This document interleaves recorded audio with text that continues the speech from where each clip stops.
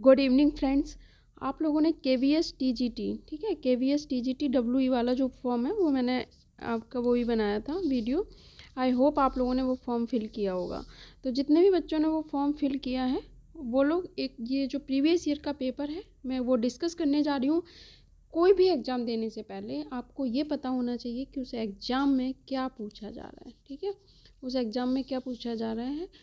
तो आपको ये आइडिया मिलेगा कि क्या पढ़ना है, ठीक है। सबसे पहले कोई भी एग्ज़ाम आपको क्रैक करना है तो आपको उसकी स्ट्रेटजी बनानी चाहिए। आपको पता होना चाहिए कि आपको क्या पढ़ना है, कितना पढ़ना है और कितना नहीं पढ़ना है। और इसके लिए जो सबसे अच्छी चीज़ होती है वो ये होती है कि आप प्रीवियस ईयर के क्वेश्चन देखें कि उस एग्ज़ाम में किस तरह के क्वेश्चन पूछे जा रहे हैं, जो आपको उसी तरह के क्वेश्चन तैयार करने हैं।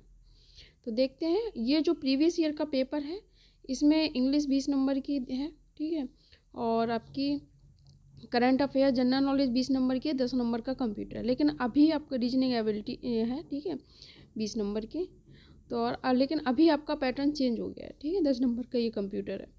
अब आपका 80 नंबर का नॉन टेक हो गया, पहले 50 का था, अब 80 का हो गया है। तो मैं यहाँ नॉन टेक डिस्कस नहीं करूँगी, मैं यहाँ आपसे टेक्निकल पोर्शन डिस्कस करूँगी। जो टेक्निकल आपके 100 क्वेश्चन आएंगे, बाकी जो आपके 80 आएंगे वो नॉन टेक आएंगे। नॉन टेक के लिए आप लोग अलग अलग, जैसे जीके है तो जीके के लिए कोई यूट्यूब चैनल आप फॉलो कर सकते हैं करंट अफेयर के लिए।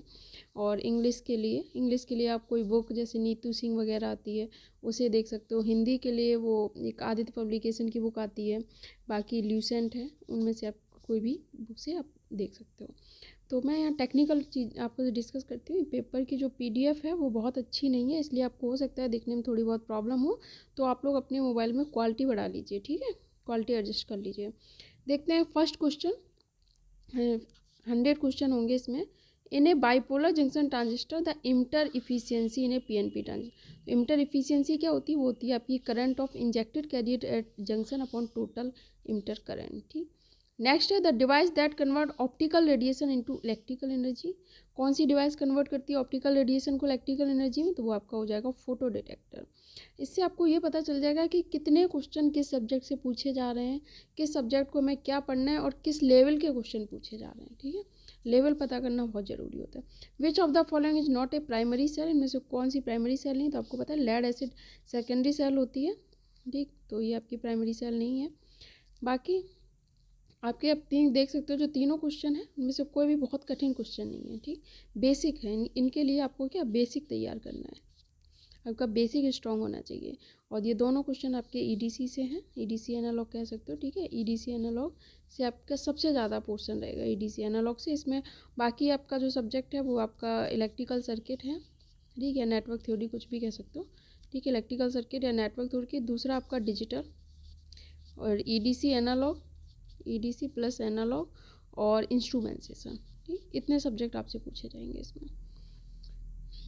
नेक्स्ट क्वेश्चन आप देखो, इसका लेवल देखना है आपको क्वेश्चन का कि कितना कठिन क्वेश्चन पूछा जा रहा है। With S1 close in the figure, यानी कि स्विच आपका क्लोज कर दिया जाए, what is the eventual steady state value of the current. जब आपका स्विच क्लोज हो जाएगा तो इंडक्टर आपका क्या हो जाएगा? शॉर्ट सर्किट, ठीक। स्टेडी स्टेट में इंडक्टर क्या हो जाता है? आपका शॉर्ट सर्किट की तरह बिहेव करता है। स्विच क्लोज है तो इसमें आपका करंट कितना हो जाएगा? I = V/R, यानी कि 25 वोल्ट अपॉन 1 किलो एम्पियर, वो किलो ओम सॉरी। तो किलो ओम ऊपर जाएगा तो क्या हो जाएगा? मिली एम्पियर में, तो 25 मिली एम्पियर। यानी कि बहुत कठिन क्वेश्चन नहीं पूछे गए हैं अभी तक, ठीक। आगे देखते हैं। The trace in on an oscilloscope continuously moves to the right of the screen when. कब ऐसा होता है कि जो ट्रेस होती है ऑसिलोस्कोप की continuously move right of the screen? तो जब स्वीप का पीरियड कम होता है, किससे? सिग्नल पीरियड से। तो इसका थर्ड ऑप्शन सही हो जाएगा। आप लोग ये जो पहले से टिक लगे, ये किसी और का पेपर है उसने लगा रखे हैं तो उस पर मत जाइए। The electron balance of copper atom 1 होता है, ठीक। नेक्स्ट है आपका the effective inductance of the two coil L1 L2। Mutual inductance आपसे पूछी गई है तो इसमें आप देखो एक अपोजिट है तो L1 + L2 -2M हो जाएगा। अगर सेम होते हैं तो +2M होता है। इन्हें semiconductor hole exist, hole किस में एग्जिस्ट करता है? कंडक्शन बैंड में, फॉरबिडन एनर्जी बैंड में, बैलेंस बैंड। तो होल आपका हमेशा किस में एग्जिस्ट करता है? बैलेंस बैंड में। C ऑप्शन आपका सही है। A tuned class C amplifier has a power supply 12 volt. What is the ideal peak to peak output voltage, ठीक है। तो आइडियल जो पीक टू पीक वोल्टेज होता है वो ट्वाइस ऑफ पावर सप्लाई होता है, ठीक। तो 12 वोल्ट है तो इसका आंसर हो जाएगा 24 peak to peak voltage. In a hybrid model of a transistor of the parameter H22 can be defined as, ठीक है। तो H22 जो आपका होता है output conductance with input open circuit. तो ये जो है ना, ये आपको आने चाहिए, हाइब्रिड मॉडल है या तो आपको पता होना चाहिए। एच पैरामीटर कैसे होते हैं, H1, अगर आपको एक सेकेंड एच पैरामीटर निकालने हैं तो उसकी जो बेसिक इक्वेशन होती है वो किस तरह से हम लिखते हैं, V1 I2 H11 H12 H21 H22, ठीक है। अब इधर क्या होता है I1 और V2। अब अगर आप इसकी इक्वेशन बनाओगे, ठीक, इक्वेशन बना के लिखोगे तो आप देख सकते हो क्या हो जाएगा। V1 आपसे पूछा क्या है, मैं इसमें यहाँ पर पैरामीटर आप देखो, इन्हें H22 पूछा है, ठीक है। तो H22 वाली ये वाली इक्वेशन लिखते हैं I2, नहीं नीचे वाली, ठीक है। I2 इक्वल टू आपका क्या हो जाएगा, H21 I1 plus H22 V2। तो ये आप याद रखना, ठीक। तो अब आपसे पूछा H22, तो H22 अगर आपसे पूछा इसका मतलब ये वाला जीरो होना चाहिए, यानी कि I1 जीरो। तो H22 आपका क्या हो जाएगा, I2 upon V2 at I1 equal to zero, यानी I1 जीरो है। इसका मतलब क्या है, इसका मतलब ये ओपन सर्किट है, ठीक। अगर करंट जीरो है तो ओपन सर्किट, वोल्टेज जीरो होता है तो शॉर्ट सर्किट। तो और I2 अपॉन V2 क्या होता है, V अपॉन I रेजिस्टेंस होता है, I अपॉन V होता है कंडक्टेंस। तो ये output conductance with input open circuit, यानी कि I1 जीरो यानी कि input open circuit, I2 zero होता तो आउटपुट ओपन सर्किट होता है, ठीक। इस तरह से हाइब्रिड मॉडल आप पढ़ना अच्छे से, थोड़ा बहुत मैं पढ़ा सकती हूँ अगर आप लोग थोड़ा इंटरेस्ट लोगे तो। नेक्स्ट क्वेश्चन है आपका, to apply the superposition theorem all component must be, सारे कंपोनेंट आपके लीनियर होने चाहिए और बाइलेटरल होने चाहिए। Which of the following logic family has the maximum noise margin, तो आपका CMOS है maximum noise margin. A plus A bar B can also be represented as, तो हम इसको और कैसे लिख सकते हैं, तो देखो बहुत सिंपल होता है, आपने डिस्ट्रीब्यूशन थ्योरम पढ़ा हो, A plus A bar B है तो आप A को एक बार A के साथ लिख सकते हो, A प्लस ए बार, ठीक है, और डॉट है यहाँ तो डॉट A प्लस बी एक बार B के साथ, यानी कि इस वाले टर्म को एक बार आप इसके साथ लिखोगे एक बार इसके साथ। तो A प्लस ए बार क्या होता है, 1 होता है, तो यहाँ पे क्या बचा A प्लस बी, तो इसका आंसर हो जाएगा A प्लस बी, यानी कि थर्ड ऑप्शन सही हो जाएगा, ठीक है। बहुत ज़्यादा कठिन क्वेश्चन नहीं है, ठीक है, बहुत बेसिक क्वेश्चन है, और बाकी हैं जो जिसमें न्यूमेरिकल या थोड़ा सॉल्व करना है तो बहुत कम सॉल्व करना है, ठीक है। तो आप इस एग्जाम की अच्छे से तैयारी कर सकते हो। In a semiconductor crystal, if an energy band of 1 electron, if there are 10 power 22 discrete energy state, ये थोड़ा डिटेल में सॉल्व करना पड़ेगा, एक क्वेश्चन में ही 10-5 मिनट लग जाएगा, तो इसमें टाइम लगेगा, तो इसको अभी हम छोड़ देते हैं। जो ऐसे कठिन क्वेश्चन होंगे जिनमें थोड़ा टाइम लगेगा उनका मैं एक अलग सेपरेट वीडियो बना दूँगी, अभी सिंपल क्वेश्चन आपकी सॉल्व करवा देते हैं। और आपको पता ज़्यादा नहीं है, मतलब 7-8 क्वेश्चन होंगे, मुझे ऐसा लगा पेपर देखने से। नेक्स्ट क्वेश्चन है, RC network shown in the figure can provide a maximum theoretical phase shift of, तो RC जो होता है वो आपका एक RC सर्किट 60 डिग्री का फेज शिफ्ट प्रोवाइड कराता है, तो यहाँ पे 3 है तो आपके कितना प्रोवाइड कराएंगे 180 का, ठीक। थर्ड ऑप्शन आपका सही हो जाएगा। Frequency oscillation of Wien bridge oscillator is given as, तो व्हीन ब्रिज ऑसिलेटर की फ्रीक्वेंसी होती है F0 equal to 1/2 pi under root RC। Next चलते हैं, which of the following gates are known as universal gate, NAND और NOR आपके हमेशा universal gate होते हैं, एंड नॉट एंड और आपके बेसिक गेट होते हैं, ठीक है। ये नॉट एंड और आपके बेसिक गेट होते हैं, और ये आपके universal. Tesla is unit of, अब ये देखो टेस्ला किसकी यूनिट होती है, अपनी मैग्नेटिक फ्लक्स डेंसिटी की, और नैंड नॉर आपके बेसिक वो सॉरी यूनिवर्सल गेट होते हैं। बाकी अगर आपसे बेसिक गेट पूछे जाए नॉट एंड और होते हैं, ठीक। एक्सक्लूसिव और एक्सक्लूसिव नॉर आपके अर्थमेटिक गेट होते हैं। Capacitance C is a measure of the capacitor and potential energy, जो potential energy in electric field, ठीक है। कैपेसिटेंस इलेक्ट्रिक फील्ड में एनर्जी स्टोर करता है, और अगर यहाँ पे इंडक्टर पूछा जाता है तो मैग्नेटिक फील्ड सही होता है आंसर, इसका बी ऑप्शन सही हो जाएगा। RMS value of a sine wave whose average value is this, अगर आपको एवरेज वैल्यू दी है साइन वेव की, साइन वेव की एवरेज वैल्यू क्या होती है 2Vm/π, ठीक। ये आपको कितनी दी है 7.644, तो यहाँ से आप Vm की वैल्यू निकाल लो, Vm पीक वैल्यू आपको पता चल जाएगी, Vm पता चले। तो RMS वैल्यू जो आपसे पूछिए तो RMS वैल्यू जो होती है आपकी मैक्सिमम वैल्यू डिवाइड बाई √2, तो आपकी जो ये वैल्यू है उसे √2 से डिवाइड कर देना तो आपको आंसर मिल जाएगा। नेक्स्ट क्वेश्चन है, short time constant is defined as no more than 1/5 the pulse within time. तो ये आपको सिर्फ पढ़ना है, पॉइंट्स याद रखने हैं, बेसिक्स क्लियर करने हैं, सबसे बड़ी बात ये है। The point eight which a magnetic material loses it's ferromagnetic property, कहाँ पे अपनी फेरोमैग्नेटिक प्रॉपर्टी को लूज कर देता है, तो वो आपका क्यूरी टेम्परेचर होता है। ए रिलैक्सेशन ऑसिलेटर इन वन, वो कौन सा होता है रिलैक्सेशन ऑसिलेटर, जो आपके नॉन साइनसोइडल आउटपुट को प्रोड्यूस करता है। ठीक है, ये कितना फनी मतलब ऑप्शन बना दिया, रिलैक्सेशन डेफिनेटली ये गलत है। ठीक, इसका आंसर हो जाएगा आपका produces non sinusoidal output. The type of amplifier which exist cross over distortion at is output is class B. ठीक, सेकंड ऑप्शन सही हो जाएगा, class B. And RC circuit has resistance दिया, आपको कैपेसिटी दिए हैं, अप्लाइड वोल्टेज फॉर चार्जिंग दिया, how will take time charge, तो इसमें थोड़ा टाइम लगेगा सॉल्व करने में। ये नेक्स्ट वीडियो बनाएंगे, उसमें ये जो कठिन क्वेश्चन है वो आपके सॉल्व कर देंगे, तो वीडियो थोड़ा छोटा हो जाएगा। ठीक, the bandwidth requirement for amplitude modulated wave, bandwidth की क्या रिक्वायरमेंट होती है एम्पलीट्यूड मॉड्यूलेटेड वेव के लिए, 2 FM। ठीक, ये ऑप्शन आपका सही हो जाएगा, हमेशा AM के लिए कितनी होती है, 2 FM। The resulting current through the circuit, ठीक है, इस तरह के क्वेश्चन बहुत अच्छे क्वेश्चन होते हैं, बहुत पूछे जाते हैं एग्जाम में।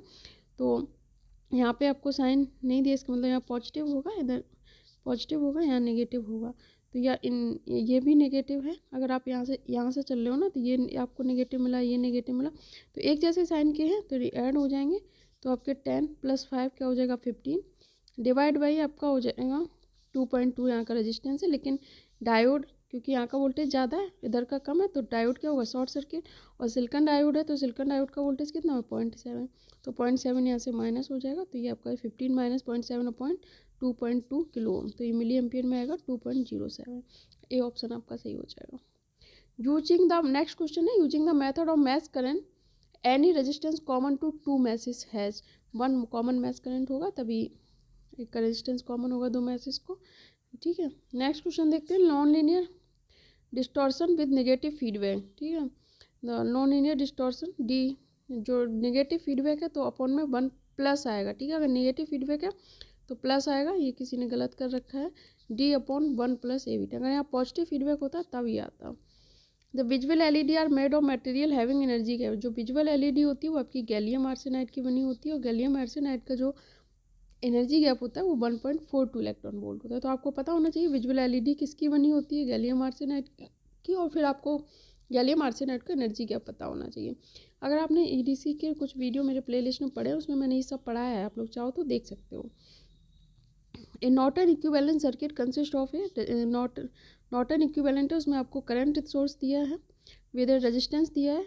If this is converted into Thevenin equivalent, how much is voltage, Thevenin equivalent यानी कि आपको वोल्टेज में कन्वर्ट करना है। ठीक है, तो V = क्या होता है I, यहाँ करंट आपका 100 माइक्रो एम्पियर, यानी कि 100 × 10⁻⁻6, 10 किलो ओम का रेजिस्टेंस इंटू 10 × 10⁻3। ठीक है, तो 3 ये हैं, 3 ये हैं, तो 6 कैंसिल हो जाएंगे, तो आपका क्या 1 वोल्ट बचेगा, सॉरी। ठीक है, किलो वोल्ट नहीं, क्योंकि पावर तो सारी कैंसिल हो गई, 1 2 3 और 10⁻3 यानी 10⁻6 प्लस के 6 और 10⁻- के 6, तो आपका केवल 1 वोल्ट बचा। सी ऑप्शन आपका सही हो जाएगा, थर्ड। चलते हैं नेक्स्ट क्वेश्चन पे। The circuit shown in below the collector current of at Q point. ठीक, जो कलेक्टर करंट है आपका Q पॉइंट पे वो कितना हो जाएगा, तो कलेक्टर करंट यानी कि आपसे IC पूछा है। ठीक, तो IC = क्या होता है आपका βIV, और बेस करंट आप यहाँ से आसानी से निकाल सकते हो, क्योंकि बेस करंट क्या है जो यहाँ पर फ्लो हो रहा होगा बेस रेजिस्टेंस में, तो यहाँ का करंट आप कैसे फाइंड कर सकते हो, BCC यहाँ का वोल्टेज माइनस यहाँ का वोल्टेज डिवाइड बाई यहाँ का रेजिस्टेंस, तो beta BCC - BV/RV, third option आपका सही हो जाएगा।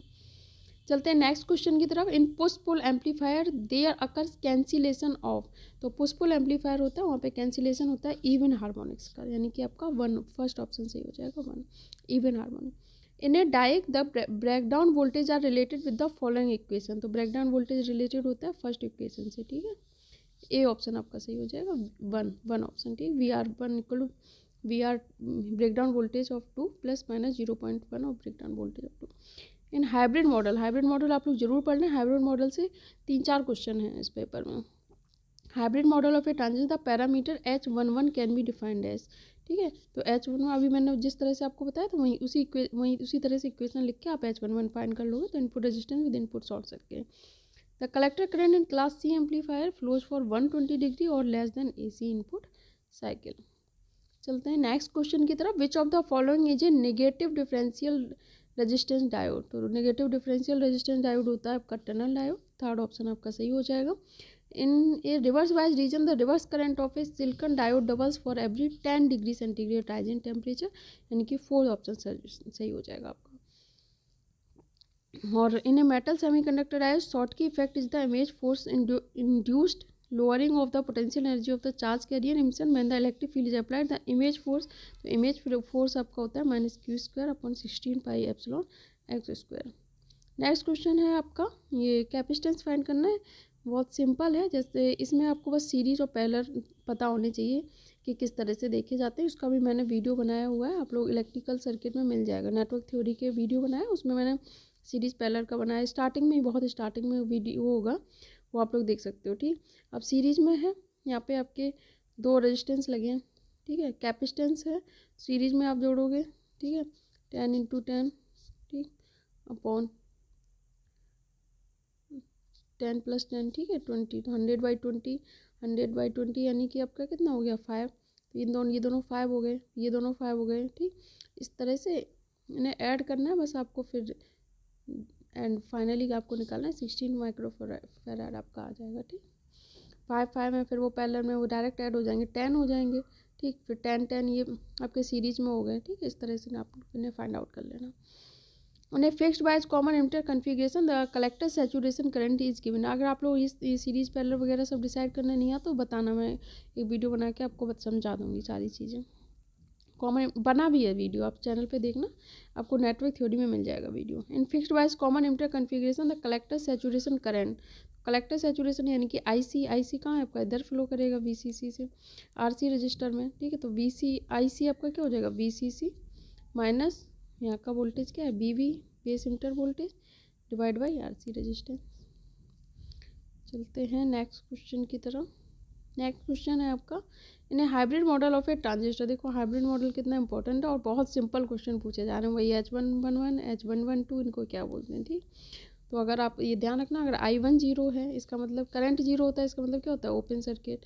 वोल्टेज 0 है तो शॉर्ट सर्किट। अगर I1 है तो मतलब इनपुट की बात हो रही है, अगर 2 है मतलब आउटपुट की बात हो रही है। ठीक है, इस तरह से आप फाइंड आउट कर लेना। ए ऑप्शन इसका सही हो जाएगा।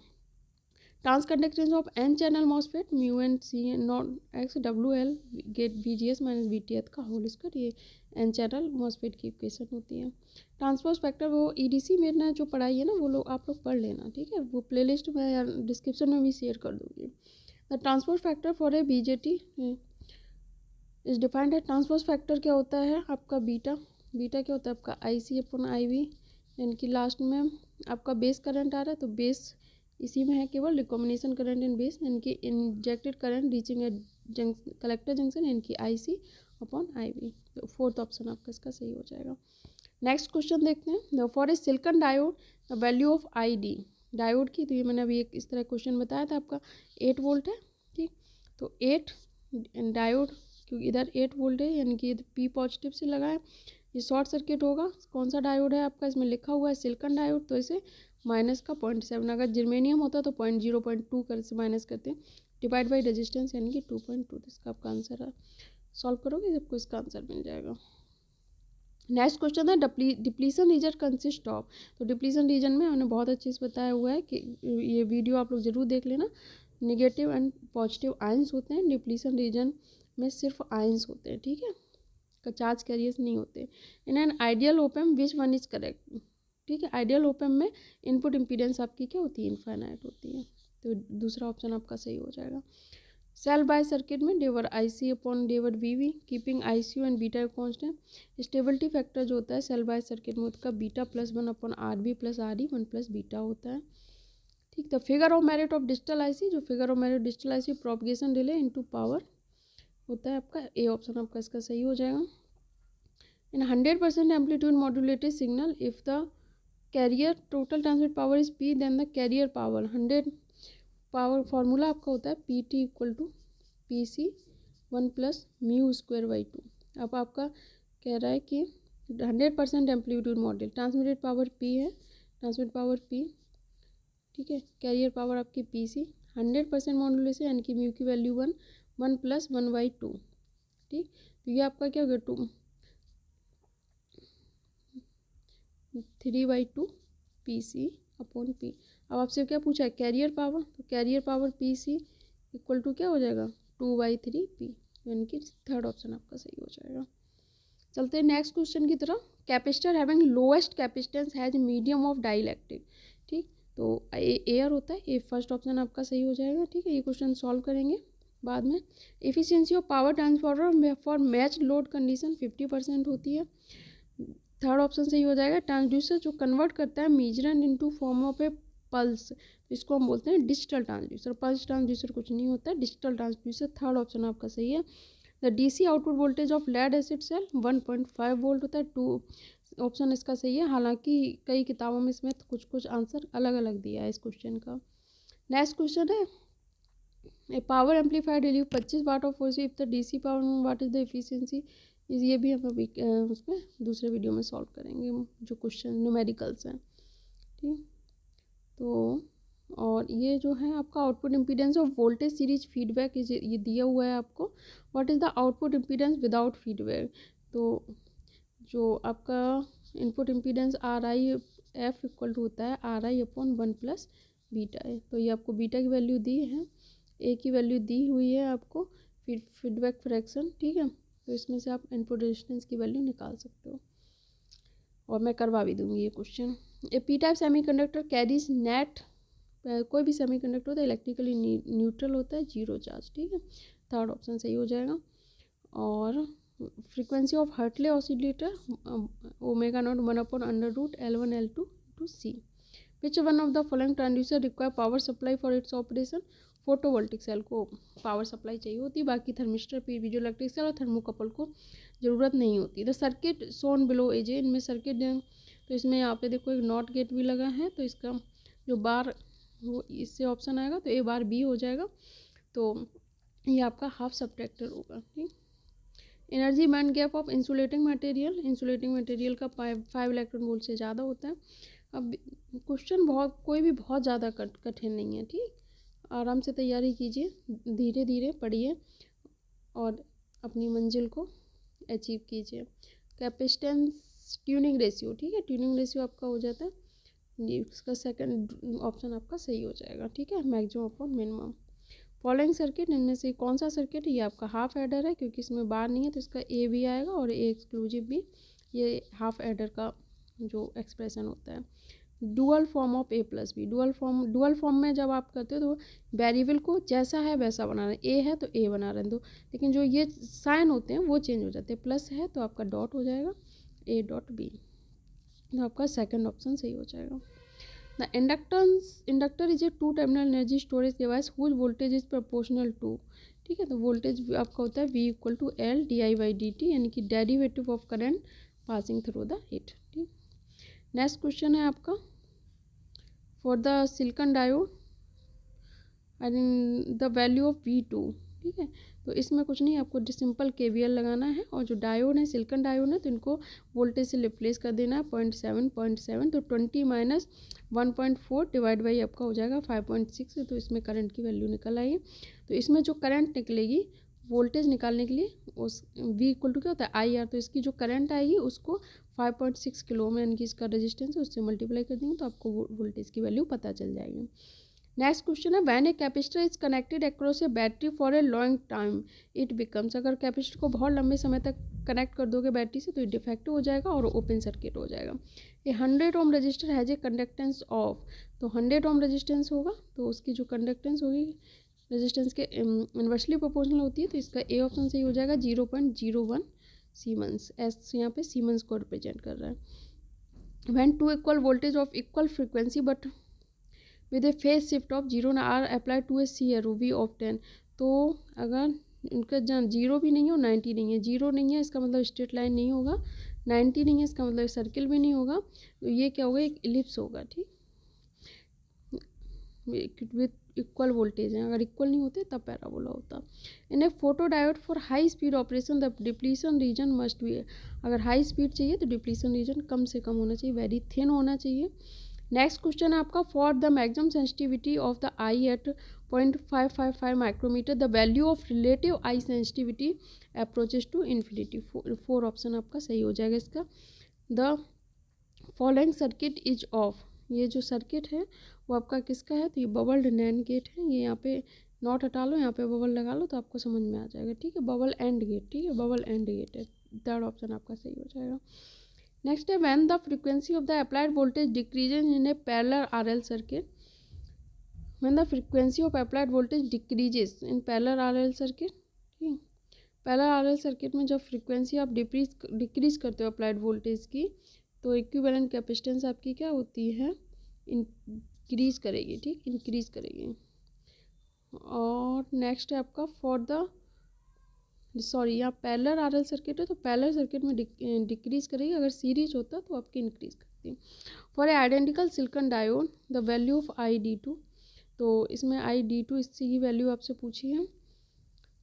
तो इसमें आपका आइडेंटिकल सिलिकॉन डायोड, अब ये फॉरवर्ड वाइज हो जाएगा, आपका शॉर्ट सर्किट हो जाएगा। तो आई डी टू की वैल्यू आप यहाँ से निकालोगे, आई इक्वल टू आपका यहाँ से हो जाएगा फुल, डायोड एक शॉर्ट सर्किट हो जाएगा। तो ये जो आपकी इक्वेशन होगी V अपॉन R, आप डायरेक्ट फाइंड आउट कर सकते हो।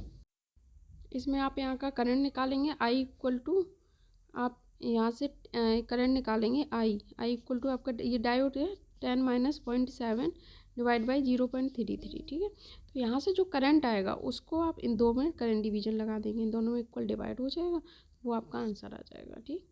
चलते हैं नेक्स्ट क्वेश्चन की तरफ, ठीक, ये आपको सॉल्व करवा देंगे। उसके बाद आप देखते हैं नेक्स्ट है आपका basic circuit configuration using an op amp.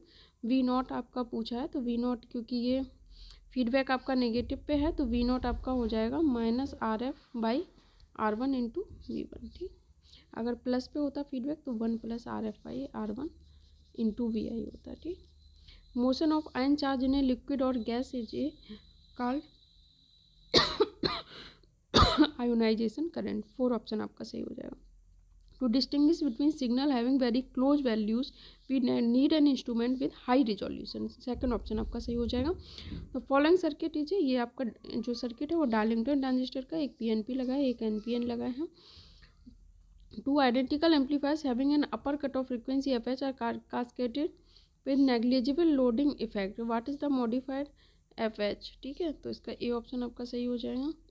Next question है इसका आपका एसएसबी सिग्नल का एक्सप्रेशन पूछा है, तो आपका ये थर्ड ऑप्शन आपका सही हो जाएगा। इसमें आपको वही सीरीज पैरेलल करके आपको रेजिस्टेंस की वैल्यू फाइंड करनी है और कुछ नहीं। 30 ओम है, पैरेलल में लगा है तो आपका 15 ओम हो जाएगा, ठीक है। फिर 15 और 5 सीरीज में लगे हैं तो ये 20 ओम हो जाएंगे। फिर इस तरह से ये फिर 20 ओम पैरेलल में लगे हैं 10 ओम हो जाएंगे, ठीक। इस तरह से आपको सारे सीरीज पैरेलल से करके सॉल्व करना है।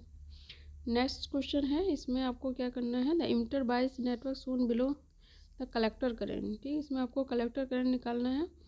तो इसमें आपको ये जो कैपेसिटर हैं ये आपके सब ओपन सर्किट हो जाएंगे, तो आपको कलेक्टर करंट आप यहाँ से डायरेक्ट निकाल लेंगे। 20 माइनस यहाँ का बेस इमिटर वोल्टेज आपका IC इक्वल टू, इसमें आपका कलेक्टर करना है, IC इक्वल टू आप क्या लगाओगे, बीटा IV, ठीक है, बीटा IV, और IV आप यहाँ से निकालोगे 20 माइनस यहाँ 20 मीटर वोल्टेज 0.7 डिवाइड बाई 430, ठीक। और फिर बीटा IV की वैल्यू पता चल जाएगी तो उसमें 50 का मल्टीप्लाई कर देंगे तो आपको IC की वैल्यू पता चल जाएगी। How many connecting terminal does N SPDT switch है, तो इसमें SPDT स्विच में 6 टर्मिनल होते हैं। सेकंड ऑप्शन आपका सही हो जाएगा। In a full wave rectifier, the DC load current equals 1 ampere. How much DC current is carried by each diode? तो फुल वेव रेक्टिफायर में दोनों डायोड इक्वली करंट कैरी करेंगे 1 एम्पियर का। नेक्स्ट क्वेश्चन है, tuning means obtaining resonance at different frequency varying either. Tuning का आप L और C को इन्वॉल्व करके ट्यूनिंग होती है। इसमें मल्टीप्लिकेशन आपको सिंपल मल्टीप्लिकेशन करना है वन बाइनरी नंबर का, और जितना पॉइंट है उसके बाद आपको डेसिमल लगा देना है। The input impedance of CRO nearly 1 mega ohm, ये मैं आपको करवा भी दूंगी। Transconductance of N channel MOSFET in linear region, आपका इसका फर्स्ट ऑप्शन आपका सही हो जाएगा, ठीक। ऑक्टल इक्विवेलेंट भी मैं आपको निकलवाना बता दूंगी कैसे सारे कन्वर्जन कि किस तरह से करते हैं, ठीक। ये क्वेश्चन दोनों मैं आपको बाद में करवा दूंगी। नेक्स्ट क्वेश्चन है आपका, which of the following circuit equivalent circuit of tunnel diode, इसका आपका फर्स्ट ऑप्शन सही हो जाएगा। यही टनल डायोड का इक्विवेलेंट सर्किट है। नेक्स्ट है power dissipated in 10 ohm resistor will be, ये भी मैं सॉल्व करवा दूंगी। ठीक, नेक्स्ट क्वेश्चन है which meter has the highest accuracy, तो आपका जो PMMC है इसकी सबसे अच्छी एक्यूरेसी होती है इनके कंपैरिजन में।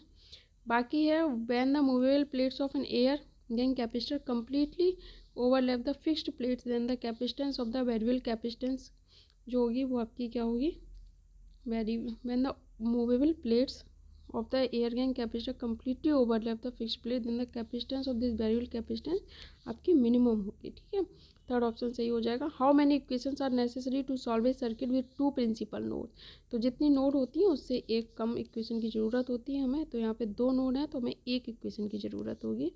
फोर्थ ऑप्शन आपका सही हो जाएगा। नेक्स्ट क्वेश्चन है आपका when the frequency of the applied voltage increase in series RLC circuit, तो जेड आपकी क्या करेगी, इंक्रीज करेगी। ठीक, कि जेड इक्वल टू जैसे सीरीज RLC सर्किट में क्या हो जाएगा RL प्लस XL का उसके एक्स का मतलब क्या हो, यहाँ पे ओमेगा एल आप लिख सकते हो। अगर ओमेगा वेल इंक्रीज करेगी तो इम्पीडेंस जेड भी इंक्रीज करेगी। तो ये आपके टेक्निकल के सारे क्वेश्चन डिस्कस हो गए। बाकी जो 7-8 क्वेश्चन हैं आपके जो न्यूमेरिकल हैं उनका मैं एक अलग सेपरेट वीडियो बना दूँ कि डिस्कस कर दूँ, क्योंकि काफ़ी लेंदी वीडियो हो जाएगा अगर इसी में डिस्कस करते हैं तो बहुत ज़्यादा बड़ा वीडियो हो जाता।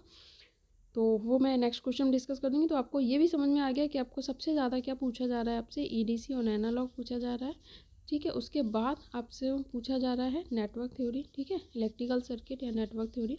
उसके बाद आपसे डिजिटल और फिर आपसे इंस्ट्रूमेंटेशन पूछी जा रही। तो इसी ऑर्डर में आप लोग तैयार कर लीजिए। और इलेक्ट्रिकल और इलेक्ट्रॉनिक्स दोनों के लिए कॉमन यह एक ही पेपर आता है, तो आप लोग थोड़ा दोनों के ही पार्ट तैयार करके चलिए। ठीक है, बेसिक इलेक्ट्रिकल भी पढ़िए और इलेक्ट्रॉनिक्स के आप EDC पे भी फोकस कीजिए। ठीक, तो आपसे मुलाकात होगी किसी और वीडियो में। आप लोग अपन कितने लोग तैयारी कर रहे हैं वो लोग कमेंट जरूर करके बताएं कि कितने लोग करना चाह रहे हैं, पढ़ना चाह रहे हैं। तो फिर पढ़ते रहिए और आज आप होप आपको इस वीडियो से ज़रूर कुछ ना कुछ बेनिफिट मिलेगा। मिलते हैं किसी और वीडियो में। वीडियो देखने के लिए आप सभी का शुक्रिया।